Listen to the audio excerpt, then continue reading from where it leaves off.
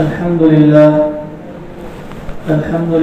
نحمده ونستعينه ونستغفره ونؤمن به ونتوكل عليه ونعوذ بالله من شرور أنفسنا ومن سيئات أعمالنا من يهده الله فلا مضل له ومن يضلل فلا هادي له ونشهد أن لا إله إلا الله وحده لا شريك له ونشهد أن سيدنا ومولانا محمدا عبده ورسوله أما بعد فقد قال الله تبارك وتعالى في القرآن المجيد الفرقان الحميد فأعوذ بالله من الشيطان الرجيم بسم الله الرحمن الرحيم يا أيها الناس إنا خلقناكم من ذكر وأنثى وجعلناكم شعوبا وقبائل لتعارفوا إن أكرمكم عند الله أتقاكم إن الله عليم خبير صدق الله مولانا العظيم وقال النبي صلى الله عليه وسلم تنكح المرأة لأربع لمالها ولحسبها ولجمالها ولدينها فاظفر بذات الدين تربت يداك أو كما قال عليه الصلاة والسلام اللهم صل على سيدنا ومولانا محمد وعلى آل سيدنا ومولانا محمد وبارك وسلم اللهم صل على سيدنا ومولانا محمد وعلى آل سيدنا ومولانا محمد وبارك وسلم اللهم صل على سيدنا ومولانا محمد وعلى آل سيدنا ومولانا محمد وبارك وسلم میرے محترم بزرگوں اور دوستوں اور عزیز دینی ایمانی بھائیوں، اللہ تبارک و تعالیٰ نے ساری دنیا کے انسانوں کو ایک نفس اور ایک جان سے پیدا کیا ہے، جس کا قرآن میں اللہ نے تذکرہ یوں کیا کہ یا ایھا الناس انا خلقناکم من ذکر و انثی، کہ اے لوگوں ہم نے تم کو ایک مرد اور ایک عورت سے بنایا ہے، وجعلناکم شعوبا وقبائل، اور پھر اس کے بعد ہم نے تمہارے خاندان بنائے، تمہارے قبیلے بنائے، تمہاری ٹکڑیاں بنائی، اور تمہارے خاندان تمہارے قبیلے وہ اس لیے نہیں بنائے کہ تم ایک دوسرے پر فخر کرو کہ کوئی فلاں خاندان کا ہے اور کوئی فلاں خاندان سے تعلق رکھتا ہے، یہ اعلیٰ نسب والے ہیں اور یہ نچلی ذات والے ہیں۔ ایک دوسرے پر فخر اور ایک دوسرے پر تفاخر کے لیے ہم نے تمہارے خاندانوں کو نہیں بنایا۔ وَجَعَلْنَاكُمْ شُعُوبًا وَقَبَائِلَ لِتَعَارَفُوا، تمہارے خاندان ہم نے اس لیے بنائے تاکہ تم ایک دوسرے کی پہچان کر سکو، ایک دوسرے کی شناخت باقی رکھ سکو کہ تم فلاں خاندان کے ہو اور یہ اس خاندان کا ہے اور یہ اس خاندان کا ہے۔ فخر کے لیے نہیں بلکہ پہچان کے باقی رکھنے کے لیے خاندانوں کو بنایا گیا۔ پھر آگے خود قرآن کہتا ہے کہ ان اکرمکم عند اللہ اتقاکم، اللہ کے نزدیک سب سے زیادہ قریب وہ شخص ہے اور سب سے زیادہ معزز وہ شخص ہے اور سب سے زیادہ اللہ کے نزدیک مقام پانے والا وہ ہے جو اللہ سے سب سے زیادہ ڈرنے والا ہو۔ خاندان والا اللہ کے نزدیک قریب نہیں ہے، اونچی نسل والا ہو، اونچی ذات والا ہو یا بڑے خاندان کا ہو، اللہ کے نزدیک اس کا ایسا سب ہونا قابل قبول نہیں ہے، بلکہ جو اللہ سے زیادہ ڈرنے والا ہو، جس کی روایت میں رسول اللہ صلی اللہ علیہ وسلم نے خود فرمایا ہے کہ لا فضل لعربی علی عجمی، کسی عربی کو عجمی پر فضیلت حاصل نہیں، نہ کسی عجمی کو عربی پر فضیلت حاصل ہے، نہ کسی گورے کو کالے پر، نہ کسی کالے کو گورے پر، تم سب کے سب اللہ کے مخلوق اور اللہ کا قربہ ہو، اور اللہ کے نزدیک سب سے زیادہ مقام اور مرتبے والا تمہیں وہ شخص ہے جو اللہ سے سب سے زیادہ ڈرنے والا۔ تو اللہ نے ساری کائنات کو ایک مرد اور ایک عورت سے پیدا فرمایا اور پھر اس کے آگے شاخیں بنائی، فَجَعَلْنَاكُمْ نَسَبًا وَصِهْرًا، کہ ہم نے تمہارے دو رشتے بنائے، ایک نسبی رشتہ ہوتا ہے، خاندانی رشتہ ہوتا ہے، اور ایک وصیحہ وہ رشتہ ہوتا ہے جو سسرالی رشتہ کہلاتا ہے، جو دامادی رشتہ کہلاتا ہے۔ یہ دو رشتے اللہ تبارک و تعالیٰ نے بنائے۔ ایک تو یہ کہ کوئی کسی کا باپ ہے، کوئی کسی کا بیٹا ہے، کوئی کسی کا بھائی ہے، کوئی کسی کی بہن ہے، کوئی کسی کا چچا ہے، کوئی کسی کا ماموں ہے، کوئی کسی کا دادا ہے تو کوئی کسی کا پوتا ہے، یا نانا ہے تو کوئی نواسا ہے۔ یہ خاندانی رشتہ ہے، یہ نسبی رشتہ ہے۔ اور ایک وہ رشتہ ہے وصی حرام، جسے قرآن نے کہا کہ سسرالی رشتہ، دامادی رشتہ جو کہلاتا ہے، کہ یہ وہ رشتہ ہے کہ جب انسان کسی کے ساتھ بندھن میں بن جاتا ہے تو پھر ادھر سے وہ کسی کا خالو بن جاتا ہے، کوئی کسی کا پھوپھا بن جاتا ہے، تو کسی کا چاچا بن جاتا ہے، کوئی کچھ بن جاتا ہے۔ ان سارے رشتوں کے اندر، ان تمام رشتوں کے اندر سب سے نازک جو رشتہ قرآن کریم نے بتایا ہے اور رسول اللہ صلی اللہ علیہ وسلم نے امت کو جو بتلایا ہے، وہ میاں بیوی کا رشتہ ہوتا ہے۔ میاں بیوی کا رشتہ جو بالکل بال سے بھی زیادہ باریک اور شیشے سے بھی زیادہ نازک رشتہ ہوتا ہے۔ کہ دوسرے جو رشتے ہوتے ہیں وہ ٹوٹتے نہیں ہیں، کبھی نہیں ٹوٹتے، ایک مرتبہ بن جاتے تو ٹوٹتے نہیں ہیں۔ باپ اور بیٹے میں چاہے کتنی ناراضگیاں ہو جائے لیکن وہ بیٹا اپنے باپ کے نام کی جگہ برابر اس کا نام لکھتا ہے۔ بھائی بھائی میں چاہے کتنی دشمنیاں کیوں نہ ہو جائے لیکن وہ بھائی اپنے بھائی سے کبھی رشتہ داری کے اعتبار سے جدا نہیں ہوتا، اس کا رشتہ ہمیشہ باقی رہتا ہے۔ لیکن میاں بیوی کا جو رشتہ ہوتا ہے وہ بنتا بھی اپنے اختیار سے ہے اور ٹوٹ بھی جاتا ہے ایک لفظ کہنے سے۔ کوئی شخص کسی اجنبی خاتون کو گواہوں کی موجودگی میں کہہ دے کہ میں نے اس کو اپنے نکاح میں قبول کیا، اب اس کے لیے حلال ہو جاتی ہے، اس کو اس کا دیکھنا حلال ہو جاتا ہے، اس کے ساتھ رہنا حلال ہو جاتا ہے، اس سے باتیں کرنا اس کے لیے حلال ہو جاتا ہے۔ اور اگر وہی شخص ایک لفظ اپنی زبان سے نکال دیتا ہے کہ میں نے تجھ کو طلاق دیا، تو اس کے لفظ طلاق کہنے کی وجہ سے وہ جس سے کل تک فائدہ اٹھاتا تھا، وہ جس سے کل تک باتیں کرتا تھا اور جس کو دیکھنا اس کے لیے ثواب کی امید رکھی گئی تھی اور جس کو دیکھنا اس کے لیے جائز اور حلال تھا، آج اس کے طلاق کے لفظ کہنے کی وجہ سے وہ رشتہ ختم ہو جاتا ہے اور جو اس کے لیے جائز تھا وہ ناجائز ہو جاتا ہے، جو اس کے لیے حلال تھا اس کے لیے حرام ہو جاتا ہے۔ اب اس سے بات کرنا حرام، اس کو دیکھنا حرام، اس کے ساتھ زندگی گزارنا حرام، یہاں تک کہ سب کچھ اس کے لیے ناجائز ہو جاتا ہے۔ تو بہت نازک رشتہ ہوتا ہے میاں بیوی کا رشتہ، اور قرآن کریم نے سب سے زیادہ معاشرت کو کھول کر بیان کیا ہے۔ جو ہوتا ہے نا آپس میں رہن سہن، اس کو معاشرت کہتے ہیں، معاشرت۔ اور معاشرت میاں بیوی سے بنتی ہے۔ میاں بیوی جب ملتے ہیں تو نسلوں کا سلسلہ چلتا ہے، تو اولادیں ہوتی ہے، پھر کوئی باپ بنتا ہے، کوئی بیٹا ہوتا ہے، کوئی چچا بنتا ہے، کوئی ماموں بنتا ہے۔ یہ نہ ملے تو پھر معاشرت ہی نہ بن پائے۔ تو معاشرت سب سے زیادہ ہے، اور معاشرت کے دین کو قرآن نے بہت زیادہ کھول کھول کر بیان فرمایا ہے، بہت زیادہ واضح انداز میں۔ قرآن کریم کی آیتیں اس پر صراحت کے ساتھ دلیل ہے۔ جیسے نماز کو اتنا کھول کر بیان نہیں کیا قرآن نے، زکوٰۃ کو اتنا کھول کر بیان نہیں کیا قرآن نے، حج اور روزے کو اتنا وضاحت کے ساتھ قرآن نے بیان نہیں کیا۔ آپ کہیں بھی قرآن کریم پہ یہ نہیں بتلا سکتے کہ قرآن کریم نے فجر کی 2 رکعت فرض اور 4 رکعت ظہر کی اور عشاء کی 4 اور عصر کی 4 اور مغرب کی 3 وضاحت کے ساتھ بتلائی ہو۔ اور آپ قرآن کریم میں کہیں نہیں بتلا سکتے کہ قرآن میں حج کے اس طرح مناسب کو بتلایا گیا کہ حج کس طریقے سے کیا جائے اور زکوٰۃ کس طریقے سے دی جائے۔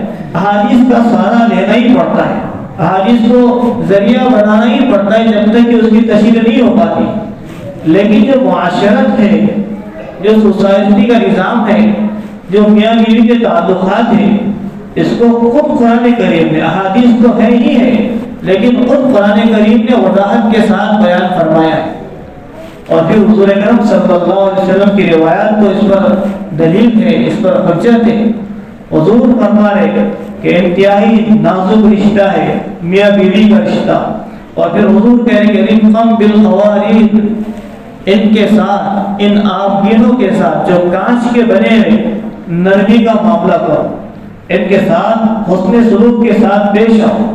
ایک عورت ذات کو حضور نے کانچ کے شیشے سے تشبیہ دی، کانچ عورت اور بعض روایت میں فرمایا کہ المرأۃ خلقت من ضلع، کہ عورت کو اللہ نے ٹیڑھی پسلی سے پیدا فرمایا، اس کی بناوٹ ہی ٹیڑھی پسلی سے۔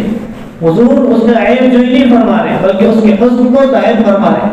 ایک مزاج ہوتا ہے کہ آپ کسی کے پاس ملنے جائیں تو پہلے آگاہ کر دیا جاتا ہے کہ بھائی بڑا سیٹ صاحب بڑے غصے والے، بڑے سخت مزاج ہے، تھوڑا سنبھل کر بات کرنا، فلاں صاحب ٹیڑھے مزاج کے، ان سے تھوڑا سنبھل کر بات کرنا، مزاج کو واقف کرایا جاتا ہے۔ تو حضور ایک عورت کے حسن کو بیان فرما رہے کہ المرأۃ خلقت من ضلع، کہ عورت کو ٹیڑھی پسلی سے بنایا گیا۔ حضرت آدم علیہ السلام کو جب جنت میں بنایا گیا تو بے سکونی کی زندگی گزر رہی تھی، سکون کے واسطے ان کی پسلی سے اللہ تعالیٰ نے حضرت حوا علیہ السلام کو بنایا اور کہا کہ ان کا نام رکھو۔ تو ان کا نام حضرت آدم علیہ السلام نے حوا رکھا۔ حوا اس لیے رکھا چونکہ حی سے بنی تھی، حی ایک زندہ انسان کو کہتے، آدم علیہ السلام جو کہ زندہ انسان تھے، ایک حی ذات سے نکلی، زندہ شخص سے نکلی، اسی وجہ سے ان کا نام حوا رکھا گیا۔ اور پھر یہ حضور تعلیم دے رہے کہ المرأۃ خلقت من ضلع، وہ جو حوا کو پیدا فرمایا تھا اللہ تعالیٰ نے ٹیڑھی پسلی سے بنایا تھا۔ اس کے مزاج میں ٹیڑھا پن ہوتا ہے، اس کو اگر سیدھا کرنے جاؤ گے تو توڑ ڈالو گے، اور اسے ایسے ہی اپنے حال پر چھوڑو گے تو اور ٹیڑھی ہو جائیں گے۔ لہذا بڑے نازک انداز میں اور بڑی حکمت عملی کے ساتھ آپ کو زندگی گزر بسر کرنا ہے۔ زندگی ہے، کچھ اونچ نیچ آتی ہے، آپسی جخلشیں ہو جاتی ہے، آپس کی ناراضگیاں ہو جاتی ہے، لیکن اس کو کیسے سنوارا جائے، اس کو اسلامی تعلیمات میں کیسے ڈھالا جائے، یہ رسول اللہ صلی اللہ علیہ وسلم نے بتایا ہے کہ رفقا بالقوارع، عورتوں کے ساتھ نرمی کا معاملہ کرو۔ کہ جیسے گھر میں کوئی چیز ٹوٹنے کی رکھی ہوئی ہوتی ہے، کوئی بچہ اس کی طرف دوڑ رہا ہوتا ہے تو اسے کوئی منع نہیں کرتا، اگر بچہ اس پر بیٹھ بھی جائے تو کوئی ڈر نہیں ہوتا کہ ٹوٹ اور پھوٹ جائے گی۔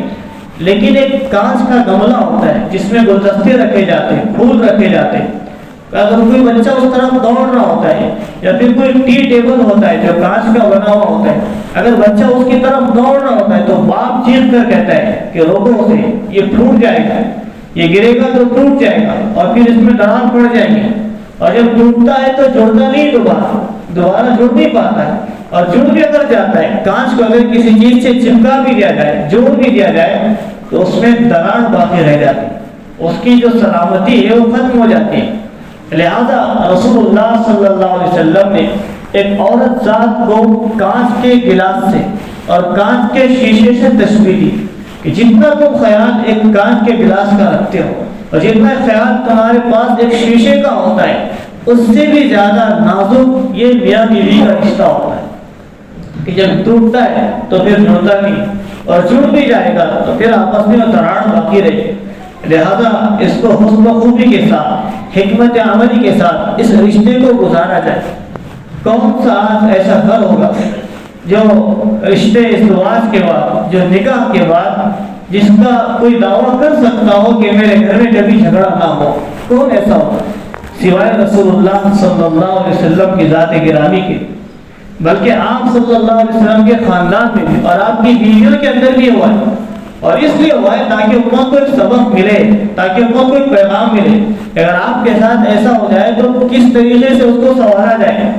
آپ نے 11 شادیاں کی، حضور اکرم صلی اللہ علیہ وسلم نے 11 نکاح فرمائے، اور حضور کی وفات کے وقت 9 بیوی آپ کی حیات تھی، اور اس میں شادیاں فرمائی گئی، کروائی گئی تاکہ امت کو سبق ملے کہ کسی کی بیوی عائشہ کے مزاج کی ہو رضی اللہ عنہ، کسی کی بیوی حضرت خدیجہ رضی اللہ عنہ کے مزاج کی ہو، اور زینب رضی اللہ عنہ کے مزاج کی ہو، حفصہ رضی اللہ عنہ کے مزاج کی ہو۔ الگ الگ مزاج کی خاتون سے اور الگ الگ علاقے کے رہنے والی خاتون سے اور الگ الگ خاندانوں اور سسرال رشتہ داروں کے رہنے والی خاتون سے اللہ کے رسول صلی اللہ علیہ وسلم سے نکاح فرمایا گیا، کروایا گیا، اس لیے کہ امت کو سبق ملے کہ کس مزاج کی بیوی کے ساتھ کیسے آپس میں ناراضگیاں آ جائے، ناچاقیں آ جائے تو اس کو حضور نے کیسے بتایا ہے اور کیسے نبھایا ہے۔ حضور اکرم صلی اللہ علیہ وسلم کی تعلیمات میں ہم کو یہ سب ملے گا۔ حضرت عائشہ صدیقہ رضی اللہ عنہ فرماتی ہے کہ حضور اکرم صلی اللہ علیہ وسلم جب گھر میں آتے تھے تو ایسے لگتا تھا گویا کہ آپ ایک عام انسان ہیں. آپ کا مقام باہر تو یہ تھا کہ لوگ آپ کے تھوک کو چاٹتے تھے, لوگ آپ کے پسینے کو بوتل میں جمع کر کے اپنے بچیوں کی شادی میں ہدیہ دیا کرتے تھے کہ اس سے بہتر خوشبو کوئی نہیں ہمارے پاس. لوگ آپ کے وضو کے پانی کے قطرے کو زمین پر گرنے نہ دیتے تھے, اور لوگ آپ کے شانہ بشانہ چلتے تھے, آپ کے قدم کو قدم چلتے تھے, آپ کی سنتوں کو اپناتے تھے, اور آپ کا رعب اتنا تھا کہ دشمن آپ کے سامنے آنکھ اٹھا کر بات نہیں کر سکتا. حضور کی زندگی باہر کی تھی اور ایک زندگی حضور کی اندر کی تھی, اندر کی گھریلو زندگی جسے کہتے ہیں. حضور نے گھریلو زندگی نبھا کر بتایا ہے, اور پھر آپ نے اپنے گھریلو زندگی کا دین امت کے سامنے لایا ہے تاکہ امت کو پتہ بھی چلے. کوئی دعویٰ نہیں کر سکتا کہ میرے گھر کا معاشرہ, میرے گھر کی زندگی باہر کے لوگوں کے سامنے بھی دکھائی جائے سوائے حضور اکرم صلی اللہ علیہ وسلم کے, کہ بڑا سے بڑا ولی بھی دعویٰ نہیں کر سکتا کہ میں اپنے گھر کی زندگی کو باہر کے لوگوں کے سامنے دکھاؤں. حضرت عائشہ صدیقہ رضی اللہ عنہا فرماتی ہے کہ حضور صلی اللہ علیہ وسلم ہمارے جب گھر میں تشریف لاتے تو گویا کہ ایسے لگتا تھا کہ آپ ایک عام انسان ہیں, عام انسان. کبھی کھانا پکا لیتے, کبھی آٹا گوندھ کر دے دیتے, تو کبھی روٹی بنا لیتے, اپنے جوتے کا تسمہ خود سی لیتے, کپڑا کہیں سے پھٹ جاتا تو آپ اپنے ہاتھ سے خود سی لیا کرتے. کبھی بچوں کو اپنے آپ کو گھوڑا بنا کر یا اونٹ بنا کر بچوں کو پیٹھ پر سوار کرا کے سارے آنگن سے چکر لگاتے تھے. یہ حضور کی تعلیمات, حضور نے زندگی گزار کر بتایا ہے. اور پھر آپ آگے چلے اور آگے چلے. حضرت عائشہ صدیقہ رضی اللہ عنہا, حضرت حفصہ رضی اللہ عنہا, حضرت سودا رضی اللہ تعالیٰ عنہا, ان ازواج مطہرات کے ساتھ آپ کے ساتھ کیا کیا ناچاکیاں گئی. کبھی ایسے بھی حالات آئے کہ وہ ناراض ہو جاتی تھی, کبھی ایسا بھی موقع آتا تھا کہ ان کو کوئی بات گرا گزرتی تھی. حضرت عمر رضی اللہ تعالیٰ ان کے آپس میں بیوی سے گفتگو چل رہی, بیوی کو غصہ آیا, زور سے بات کیا. حضرت عمر رضی اللہ عنہ کو غصہ آ گیا کہ میرے سامنے زور سے بات کرتی ہے, آواز بلند کرتی ہے. تو انہوں نے کہا کہ حضرت عمر بن خطاب سے کہا کہ آپ میری بات کرتے ہو, آپ رسول اللہ صلی اللہ علیہ وسلم کے گھرانے کی خبر لے کر دیکھو, وہاں بھی یہ صورت ہے. کیونکہ اس زمانے میں مکہ مکرمہ کی جو عورتیں ہوا کرتی تھی, مکہ مکرمہ کی جو عورتیں ہوتی تھی وہ اپنے شوہروں پر آواز اٹھاتی تھی, یعنی اپنے شوہروں کے آگے آواز اٹھاتی. اور مدینہ منورہ کی جو عورتیں تھیں وہ اپنے شوہر کے سامنے دب کر زندگی گزارا کرتی. ابھی جب مکے کی عورتیں مدینہ ہجرت کر آئی تو حضرت عمر رضی اللہ عنہ نے دیکھا کہ ماحول یہاں کا ایسا ہے کہ عورتیں اپنے شوہروں کے سامنے دب کر رہا کرتی ہے, ان کے سامنے زور سے آواز نہیں اٹھاتی. یہ میری بیوی میرے سامنے زور سے آواز اٹھا رہی ہے. تو انہوں نے کہا کہ جاؤ رسول اللہ صلی اللہ علیہ وسلم کے گھرانے کی آپ خبر لو. حضرت عمر رضی اللہ عنہ دوڑے آئے.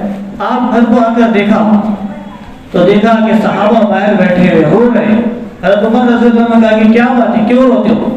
کہا کہ رسول اللہ صلی اللہ علیہ وسلم اوپر والے منزل میں جا کر بیٹھے, آپ کسی سے بات نہیں کرنا چاہتے, نہ ہی کسی سے آپ ملاقات کرنا چاہتے. حضرت عمر رضی اللہ عنہ دروازے پر گئے. حضرت بلال رضی اللہ عنہ روکا کہ کہا کہ منع کیا ہے, کسی کو اندر آنے کی اجازت نہیں. کہا کہ اجازت لے کر عمر آیا, واپس آئے. کہا کہ ابھی بھی اجازت نہیں ملتی. تیسری مرتبہ میں کہا کہ آنے دو. اندر آئے تو حضور اکرم صلی اللہ علیہ وسلم سے حضرت عمر فاروق رضی اللہ عنہ نے پوچھا کہ کہا کہ رسول اللہ صلی اللہ علیہ وسلم کہ آپ نے اپنی بیویوں کو طلاق دے دی ہے, طلاق دی ہے؟ کہا کہ عمر میں نے تو اپنی بیویوں کو طلاق نہیں دیا, لیکن یہ ہے کہ وہ دنیا کا مطالبہ کرتی ہے, کچھ دنیاوی معاملات کا مطالبہ کر رہی تھی کہ کچھ خرچ بڑھا دیا جائے, یہ فلاں ہونا بھی چاہیے.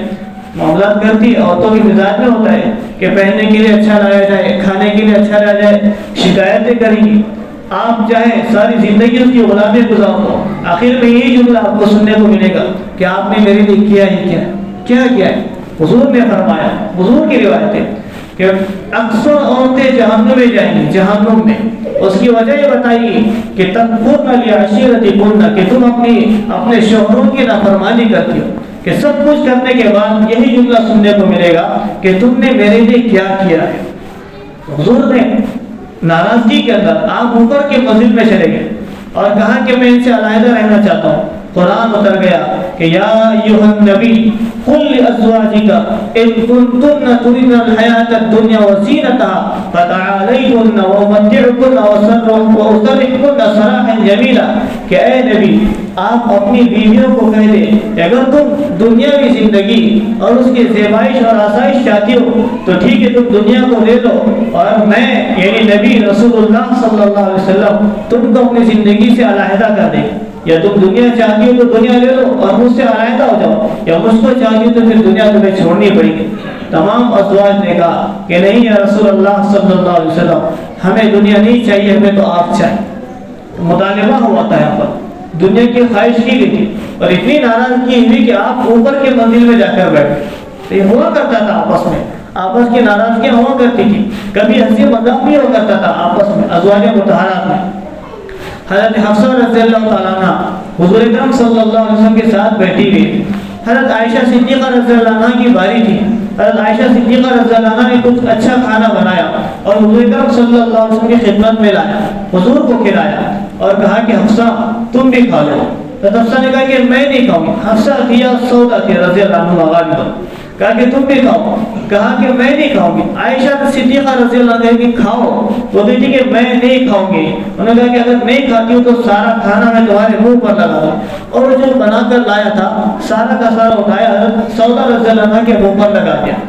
حضور اکرم صلی اللہ علیہ وسلم سامنے بیٹھے ہوئے، حضور نے منع نہیں کہ ایسے کیوں کرے۔ حضور نے کہا کہ حفصہ یا سودا سے کہا کہ سودا یہ کھانا تم اپنے ہاتھ میں لو اور تم بھی عائشہ کے منہ پر لگاؤ۔ یہ گھریلو زندگی تھی حضور اکرم صلی اللہ علیہ وسلم کی۔ آپ باہر بحیثیت نبی تھے، آپ باہر بحیثیت امام الانبیاء تھے، آپ کے باہر یہ رعب تھا اور آپ کا یہ مقام تھا کہ لوگ آپ کے سامنے ہیبت کی وجہ سے گفتگو نہیں کر سکتے تھے، آپ کی آنکھ سے آنکھ نہیں ملا سکتے تھے۔ لیکن گھر کی صورتحال ہے کہ آپ کی بیویوں کے ساتھ اور آپ کے ازواج کے ساتھ اتنا ہنسی مذاق چل رہا ہے کہ جس کی کوئی انتہا ہی نہیں، اور کبھی ناراضگیاں بھی ہوا کرتی تھی، کبھی ناراضگی بھی ہوتی تھی۔ حضرت زینب رضی اللہ تعالیٰ عنہ مالدار خاتون تھی، حضور ان کے پاس جاتے عصر کی نماز کے بعد، حضور تمام ازواج کے گھر ہوتے ہوئے آتے، تو حضور حضرت زینب رضی اللہ عنہ کے پاس بیٹھے تو تھوڑا سا تاخیر ہو جاتی۔ حضرت عائشہ صدیقہ رضی اللہ عنہ کو یہ پسند نہیں آیا کہ اتنی دیر زینب کے پاس بیٹھتے ہیں اور ہمارے پاس اس سے زیادہ وقت نہیں لیتے۔ کہا کہ ایک منصوبہ بنایا، حضرت حفصہ رضی اللہ عنہ سے کہا اور حضرت سودا سے کہا، صفیہ سے کہا کہ دیکھو حضور جب اپنے گھر آئیں گے تو ان سے کہنا کہ تمہارے منہ سے مغافیر کی بو آ رہی، شہد کی بو آ رہی، آپ شہد کھا کر آئے۔ مغافیر ایک قسم کا پھل ہوتا ہے یا پودا ہوتا ہے جس کی بو آتی ہے، آپ حالانکہ شہد کھا کر آتے تھے، تو یوں کہہ دینا کہ آپ کے منہ سے مغافیر کی بو آ رہی۔ حضور حضرت زینب رضی اللہ عنہ کے پاس سے آئے اور یہاں پہنچے حضرت صفیہ رضی اللہ عنہ کے پاس، کہا کہ یا رسول اللہ صلی اللہ علیہ وسلم ایسے لگتا ہے گویا کہ آپ کے منہ سے مغافر کی بو آ رہی ہے، عجیب سی بو محسوس ہو رہی۔ حضور نے کہا کہ نہیں، میں تو زینب کے پاس شہد کھا کر آیا، شاید اسی کی بو آ رہی۔ پھر آپ وہاں سے اٹھے حضرت سودا رضی اللہ عنہ کے پاس، حضرت حفصہ رضی اللہ عنہ کے پاس۔ حضرت حفصہ رضی اللہ عنہ نے بھی وہی کہا جو حضرت صفیہ نے کہا تھا کہ آپ کے منہ سے عجیب قسم کی بو آتی ہے۔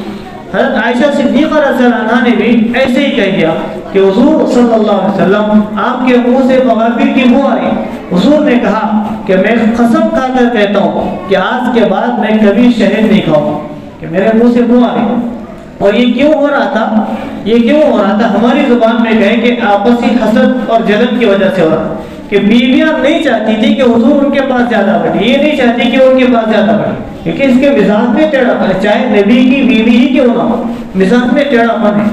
لیکن حضور نے قسم کھا دی کہ آج کے بعد میں شہد نہیں کھاؤں۔ قرآن اتاری اللہ تبارک و تعالیٰ 28 پارے میں کہ یا ایھا النبی لم تحرم ما احل اللہ لک، اے نبی تم ہوتے کون ہو جو اللہ نے تم پر حلال کیا اس کو حرام کرنے والے۔ آئندہ سے ایسے غلطی کبھی مت کر کہ اللہ نے تم پر شہد کو حلال قرار دیا ہے اور تم اپنے اوپر اس کو حرام کرتے ہو۔ حضور کو منع فرمایا گیا۔ یہاں تک نوبت کس وجہ سے آئی؟ یہ آپس کی بیویوں کی ناچاقی کی وجہ سے ہو کر رہے گا، کیونکہ اس کے مزاج میں ٹیڑھا پن ہے، اس کو سنوارنا پڑے گا، اس کو ایڈجسٹ کرنا پڑے گا، اس کو نبھا کر چلنا پڑے گا۔ اور مرد کو اللہ تعالیٰ نے قوام کا قوام، الرجال قوامون علی النساء، قوام اسے کہتے ہیں کہ جس طرح ایک جھوپڑا ڈالا جاتا ہے، اس کے اطراف میں چاروں لکڑیاں گاڑی جائے اور بیچ میں ایک بڑی لکڑی لگائی جاتی ہے، قوام کی مثال اس لکڑی کی طرح ہوتی ہے۔ اگر یہ لکڑی گر جائے تو بازو کی چاروں لکڑیاں جو اطراف میں رکھی گئی ان کی کوئی حیثیت نہیں ہوتی، وہ بے حیثیت ہو جاتے ہیں، کیونکہ اس کا مقام اپنی جگہ تھا۔ اسی طریقے سے مرد جو ہوتا ہے اس کا مقام اپنے گھر کے اندر، اپنے خاندان کے اندر قوام کی طرح ہوتا ہے کہ مرد عورتوں پر قوام ہے، قوام۔ اور قوام کا مطلب یہ نہیں کہ مارا جائے، پیٹا جائے، گالی دی جائے، کوسا جائے، ذرا نمک کم ہو جائے یا مرچ زیادہ ہو جائے تو مارا جاتا ہے، لاتوں اور غصے سے مارا جاتا ہے اور پیٹا جاتا ہے اور برے تانے دی جاتے ہیں، گالیاں دی جاتی ہیں، تانے کسے جاتے ہیں۔ یہ الفاظ ہمارے ہوتے ہیں ہماری بیویوں کے ساتھ، اپنے خاندان کی عورتوں کے ساتھ، جو اتنی محنت اور مشقتوں کے ساتھ سب کچھ برداشت کرتے ہوئے زندگیاں گزارتی۔ میرے عزیز ساتھیوں، صحابہ کی زندگی سے سیکھنے کو ملے گا۔ حضرت فاطمہ رضی اللہ عنہ کی زندگی کو اٹھا کر دیکھیں، یہ واقعہ آپ نے کئی بار سنا ہوگا۔ حضرت علی رضی اللہ تعالیٰ عنہ، حضرت فاطمہ رضی اللہ عنہ، ان دونوں کے آپس میں جھگڑے ہوئے۔ جھگڑے تو وہاں بھی ہوا کرتے تھے۔ حضور اکرم صلی اللہ علیہ وسلم اپنی بیٹی سے ملاقات کے لیے آئے، دیکھا کہ حضرت فاطمہ رضی اللہ عنہ اپنے پیروں میں سر کو چھپائے رکھی ہوئی اور رو رہی ہے۔ حضور نے کہا کہ فاطمہ کیوں رو رہی ہو؟ کہا کہ علی کا میرے ساتھ جھگڑا ہو گیا ہے، جھگڑا ہو گیا ہے۔ کہا کہ علی کہاں؟ پتہ نہیں کہاں گئے۔ حضور دوڑے باہر آئے تو دیکھا کہ حضرت علی رضی اللہ تعالیٰ مسجد میں بیٹھے ہوئے تھے، مسجد نبوی صلی اللہ علیہ وسلم۔ حضور نے کہا کہ قم یا ابا تراب، حضرت علی مٹی پر لیٹے ہوئے تھے۔ حضور نے کہا کہ قم یا ابا تراب، او مٹی والے اٹھو، چلو اپنے گھر چلتے ہیں۔ حالانکہ حضور اکرم صلی اللہ علیہ وسلم نے حضرت علی رضی اللہ عنہ کو بچپن سے پالا تھا، بچپن سے پالا، پوسا، بڑا کیا، پڑھایا لکھایا، سب کچھ کیا۔ کیا کوئی سسر اس بات کو برداشت کر سکتا ہے کہ میرے سامنے میرے گھر میں پلا اور بڑا ہے، میں نے اس کو یہاں تک پہنچایا ہے اور اب میری بیٹی کے ساتھ یہ کرتا ہے؟ آتا ہوں دیکھ لیتا ہوں کہ عدالت میں کیا ہوتا ہے، پولیس کورٹ کچہری کیا ہوتی ہے، سب دیکھ لیتا ہوں، یہاں تک کہ بات آ جاتی ہے میں نے سب کچھ کیا اور شادی کر کے دیا اور میری بیٹی کے ساتھ ظلم کا معاملہ کرتا ہے۔ حضور نے حضرت علی کو پڑھایا لکھایا اور بڑا کیا تھا۔ حضرت علی کو پکڑ کر لائے، حضرت فاطمہ رضی اللہ عنہ کو بلایا، یہ نہیں پوچھا کہ فاطمہ بتاؤ غلطی کس کی تھی، غلطی کس کی تھی؟ غلطی کو رکھ کر بیٹھو گے تو پھر توڑ کر رکھ ڈالو گے رشتوں۔ اگر پوچھو گے کہ بیٹا بتاؤ تمہاری غلطی تھی یا تمہاری غلطی تھی، ہر کوئی اپنے آپ کو صحیح ثابت کرے گا، یہ بھی نہیں کہے گا کہ میری غلطی تھی، کوئی نہیں مانے گا، ہر ایک اپنی انا پر قائم رہے گا۔ اور رشتوں کے اندر جو دراڑیں آتی ہے وہ اس کی بنیاد ہی اپنی انا۔ ایک شخص نے لکھا ہے کہ میں 11 سال کے تجربے کے بعد میاں بیوی کے آپسی جھگڑوں کے بنیاد پر پہنچا ہوں کہ اگر یہ دونوں اپنی انا کو ختم کر دے تو آپس کے جھگڑے ہی ختم ہو جائے، کہ میں نے ایسا نہیں کیا تم نے ایسا کیا، اور وہ کہے کہ میں نے نہیں تم نے کیا، کہ میں نہیں ہوں تم غلط، میں صحیح ہوں تم غلط ہو۔ یہ اگر کوئی چھوڑ دے کہ میں غلط ہوں، مان لے اس بات کو، تو جھگڑا ہی ختم ہو جائے گا۔ حضور نے کہا کہ علی ادھر آؤ، فاطمہ تم ادھر آؤ۔ حضور درمیان میں لیٹے، حضرت فاطمہ رضی اللہ عنہ کے ہاتھ کو اپنے سینے پر رکھا، حضرت علی رضی اللہ عنہ کے ہاتھ کو اس پر رکھا اور اس پر اپنے ہاتھ کو رکھا، اور پھر دونوں سے کہا کہ کہو بیٹا ہم دونوں نے صلح کر لی، ہم دونوں مل گئے، ہم دونوں نے صلح کر لی۔ ان دونوں نے صلح کر لی اور آپس میں مسکرانے لگے۔ حضور صلی اللہ علیہ وسلم باہر مسکراتے ہوئے باہر نکلے تو صحابہ نے دیکھا کہ یا رسول اللہ صلی اللہ علیہ وسلم کیا بات ہے، آپ مسکراتے ہوئے گھر سے نکلے؟ کہا کہ علی اور فاطمہ کی صلح ہو گئی۔ یہ زندگیاں تھیں، یہ زندگیاں اپنے بچوں کو پڑھائی جائے، شادی سے پہلے، نکاح سے پہلے ان کو بتلایا جائے کہ نکاح کے مراحل کیا ہوتے ہیں، نکاح سے پہلے کے کچھ عنوانات ہیں، نکاح کے وقت کے کچھ عنوانات ہیں، نکاح کے بعد کے کچھ عنوانات ہیں۔ رشتہ ہونے سے پہلے دیکھا جائے کہ لڑکی کی جب رشتہ کیا جاتا ہے کہ دیندار گھرانے کی ہو، حضور فرما رہے کہ تم کو المرأۃ لأربعین، کہ کسی بھی خاتون سے نکاح کیا جاتا ہے تو 4 چیزوں کی بنیاد پر نکاح ہوتا ہے۔ لمالہا، اس کا مال دیکھا جاتا ہے، ولحسبہا، اس کا حسب دیکھا جاتا ہے، ولجمالہا، اس کی خوبصورتی دیکھی جاتی ہے، ولدینہا، اس کا دین دیکھا جاتا ہے۔ فاظفر بذات الدین، اس کی دینداری کو اختیار کرو، کامیاب ہو جاؤ گے۔ دینداری کو اختیار کرو، دینداری کو ترجیح دی جائے. یہ نہ دیکھا جائے کہ مالدار ہے، خاندان اچھا ہے، خوبصورت گھرانے کی ہے، یہ اگر مل جائے تو بڑی اچھی بات ہے، سونے پر سہاگ ہے.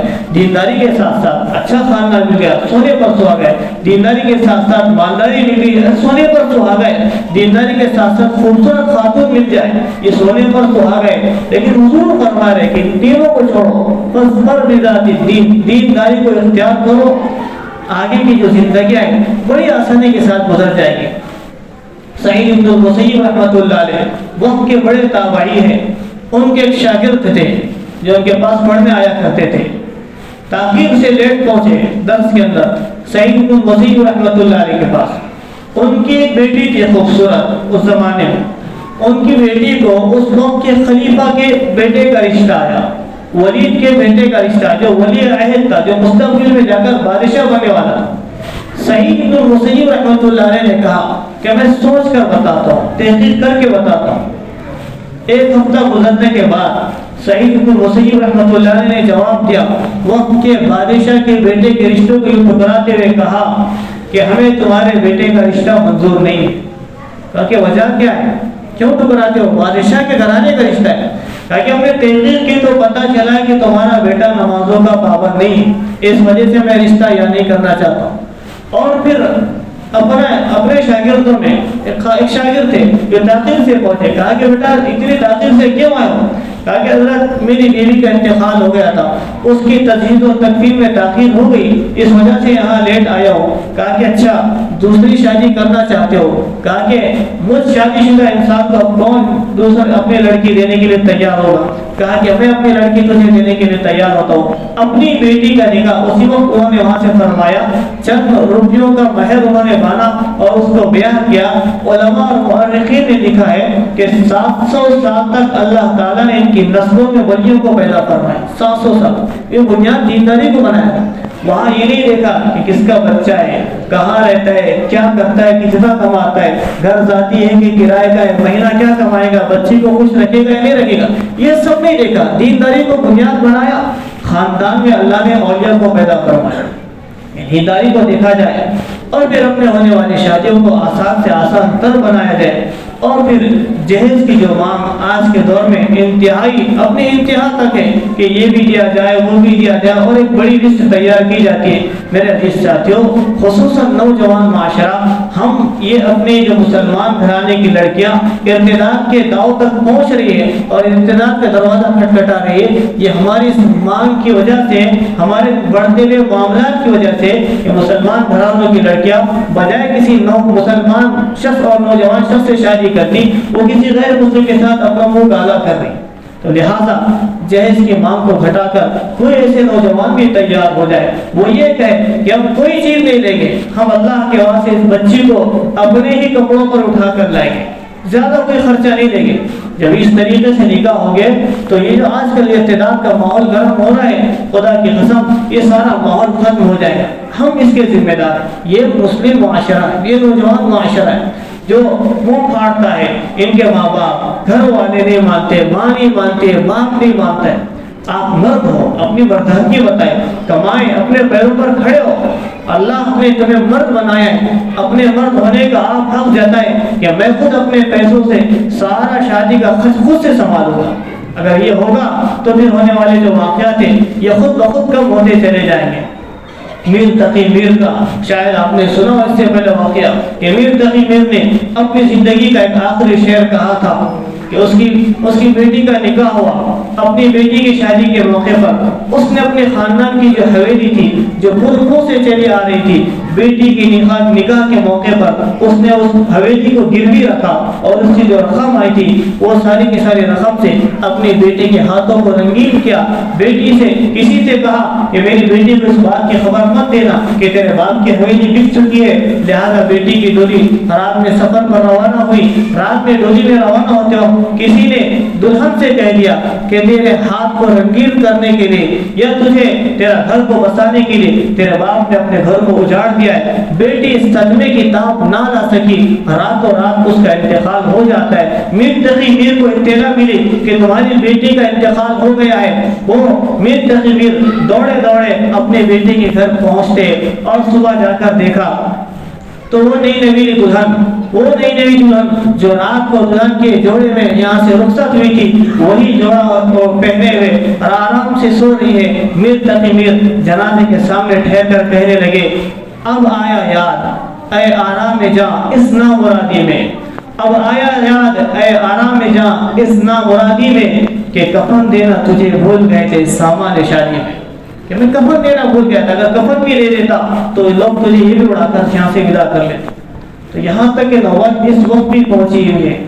حضرت مولانا علی بن ندوی رحمۃ اللہ علیہ کو 2 لڑکیوں نے خط لکھا تھا، لکھنؤ کے میدان میں مولانا نے سنایا تھا کہ 2 لڑکیوں نے خط لکھا ہے کہ ہم اچھے خاندان کی لڑکیاں ہیں، خوبصورت گھرانے کی لڑکیاں ہیں، انتہائی حسن و جمال ہے، ہمارا باپ فالش کا شکار ہے، ماں لوگوں کے گھروں میں برتن مانج کر گزارا کرتی ہے اور ایک ایک پائی جوڑ کر لاتی ہے تاکہ بچیوں کی شادی کے موقع پر یہ سامان دیا جا سکے، لیکن روزانہ نیا رشتہ آتا ہے اور ریجیکٹ کر دیا جاتا ہے، توڑ دیا جاتا ہے۔ وجہ یہ ہوتی ہے کہ باپ فالش کا شکار ہے، ماں لوگوں کے گھروں میں برتن مانجتی ہے، دینے کے لیے تمہارے پاس کچھ نہیں ہے، لہذا ہمیں رشتہ منظور نہیں۔ ہم اس وقت آپ سے سوال کرنا چاہتی ہے کہ مولانا ہمیں اس کا جواب دیجئے کہ کیا ایسی صورت کے اندر بھی، ایسی سچویشن میں اور ایسی حالت کے اندر ہمارے لیے خودکشی کرنا جائز ہوگا یا نہیں ہوگا؟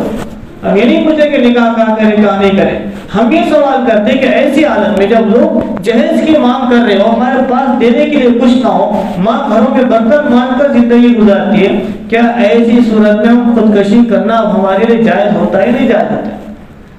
یہ وجہ ہے ہماری، اس کے ذمہ دار ہمارا معاشرہ ہے، ہمارے مسلم نوجوان ہیں۔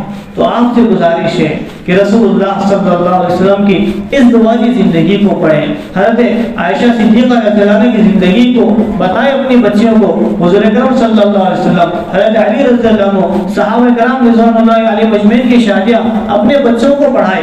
عبد الرحمن بن عوف رضی اللہ عنہ کا نکاح ہو، حضور کو اطلاع نہیں، حضور نے کہا کہ عبد الرحمن یہ کپڑوں پر کیسا کلر آتا ہے نظر آتا ہے، تو کہا کہ یا رسول اللہ کل میں نے نکاح کر لیا ہو۔ حضور کہتے ہیں کہ مجھے بلا لیا ہوتا، میں وقت کا نبی ہوں، میں علاقے کا سردار ہوں، مجھے اطلاع تک آپ نے نہیں دی۔ یہ نہیں تھا، شادیاں بالکل آسانی سے ہو جایا کرتی تھی، 3 لوگوں میں نکاح ہو جائے شادی ہو جاتی، لیکن نکاح کے بعد کی جو زندگی وہ اصل زندگی ہے۔ آج گھر بڑے عالیشان بنے ہوئے، ماربل لگا ہوا ہے، عمدہ قسم کی ٹائلس لگی ہوئی، سب کچھ لگا ہوا ہے، لیکن گھروں کے اندر سکون نہیں۔ گھر چھوٹے تھے، مٹی کے گھر بنے ہوئے تھے، لیکن دل لوگوں کے ملے ہوتے ہیں۔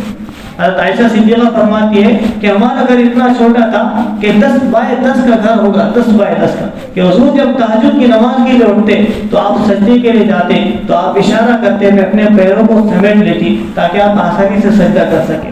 اتنے چھوٹے گھر میں زندگی گزارتے تھے، لیکن گھر ایسا لگتا تھا گویا کہ جنت میں زندگی گزار رہے۔ اور آج ہم سب کو تمام چیزیں آسائش کے ساتھ ہے، بڑے بڑے گھر ہے، اے سی لگا ہوا ہے، پتہ نہیں تمام سہولیات کی چیزیں سب کچھ ہے، اس کے باوجود بھی گھروں میں سکون نہیں ہے۔ اس کی وجہ یہ کہ رسول اللہ صلی اللہ علیہ وسلم کی تعلیمات کو ہم نے بھلا دیا، آپ کی معاشرتی زندگی کو ہم نے سر پہ نظر کر دیا۔ تو ضرورت اس بات کی کہ آپ کی تمام وہ معاشرت کی زندگی ہو، چاہے معاملات کی ہو، اخلاقیات کی ہو، ہم لائن کا علم حضور اکرم صلی اللہ علیہ وسلم نے امت کو دیا ہے، تمام چیزوں کو پڑھیں اور اپنے بچوں کو پڑھائیں، نکاح سے پہلے ان کو آراستہ کریں اس علم سے، تاکہ بعد کی جو زندگی ہے وہ خوشگواری کے ساتھ، بہت نخوبی کے ساتھ گزارنے والے بنے۔